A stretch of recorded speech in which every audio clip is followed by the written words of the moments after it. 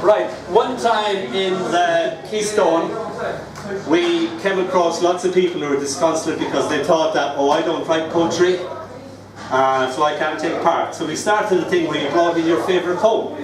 So people who didn't write poetry could actually get up and do a poem that they liked and that meant something to them. So I'm going to go back to this. This is the last Keystone, by the way. Richard is moving on. Richard has been such a good friend to us, really nice guy altogether, and he invited us here over 30 months later. This is the last one.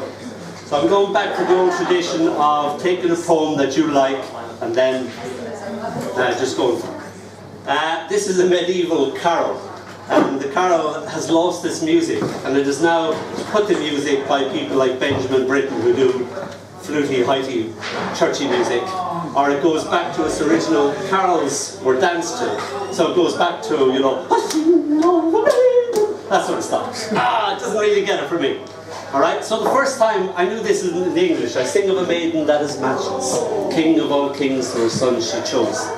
But I met this little, I was looking after this little old man from Norfolk, and he said his mother used to sing it to him, or say it to him. And that's when I suddenly, when I said it in English, he said, oh, say it in English. You don't say it like that. You don't say it like the English do. So I guess Norfolk is an independent country. You ready, missus? Yeah. Right. So this is, I sing of a maiden. I sing of a maiden that is Matchless, king of all kingies, to her son she ches. I sing of a maiden that is matchless, king of all kings, for her son she chose. He can also stilly where his mother was, as dew in Aprili that falleth from the grass. He came as still where his mother was, as dew in April that falls on the grass. He came also stilly to his mother's bower, as dew in Aprili that falleth from the flower. He came as still to his mother's bower, as dew in April that falls on the flower. He came also stilly where his mother lay, as dew in Aprili that falleth on the spray. He came as still where his mother lay, as dew in April that falls on the spray. Mother and maiden was nor none but she, well may switch a lady, Goddy's mother be. Mother and maiden, there never ever was one but she. Well may such a lady God's mother be. And I learned that from a man called Simon Sad, who told me he was from Dis. And I thought he was dissing me, but there actually is a little town in Norfolk called Dis. And I was looking after him, and the poem explains it. I didn't put in too many of his Norfolk words. His Norfolk words were something like Gansey, which means jumper, and it means the same in Irish. And we pronounce things like a movie is film. You go into the film, and he pronounced that too.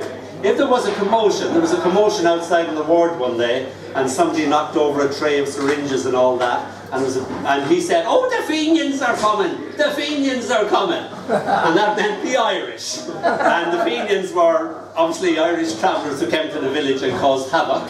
And the Fenians, of course, were the Victorian freedom fighters stroke terrorists of the day, instead of ISIS. Oh God, we got music. What do I need to tell you? I need to tell you some words. Oh, Blairin. Blairin is crying, and Sharman is yelling and hollering. And I think that's all you know, because the poem explains everything else. So this is called As Dew in April. It is as if he has fallen from the end of the 15th century into this present day, a Friday as it happens.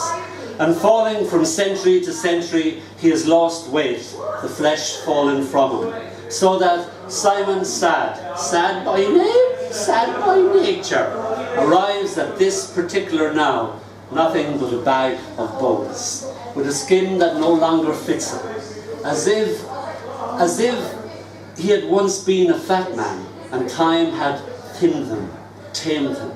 And so it is, I bade him, sing songs for him, recite for him, carols, poems, hymns, anything that lets him escape even for a moment this nursing home.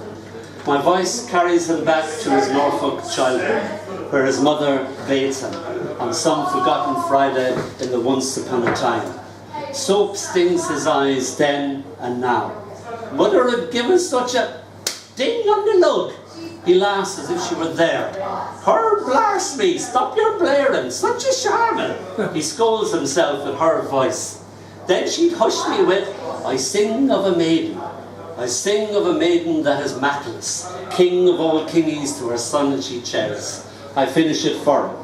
My heart alive, how does a young feller like you know that? He came also stilly where his mother was, as dew in Aprili that falleth on the grass. He must have high learning born. He for his part creates a world of words. I enter entranced into his voice, where a ladybird transforms itself into a bishy barley bee. A woodlouse becomes a charley pig. A jasper is a wasp. Ah, look! A King Harry by the lady's smock. And when I look, the goldfinch has already flown away into the lost years.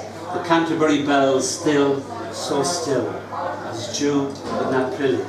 His mind, a bishy, bishy barnaby. When will you wed me?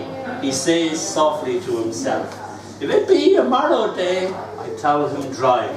Pack your wings and fly away. That's it. Thank you.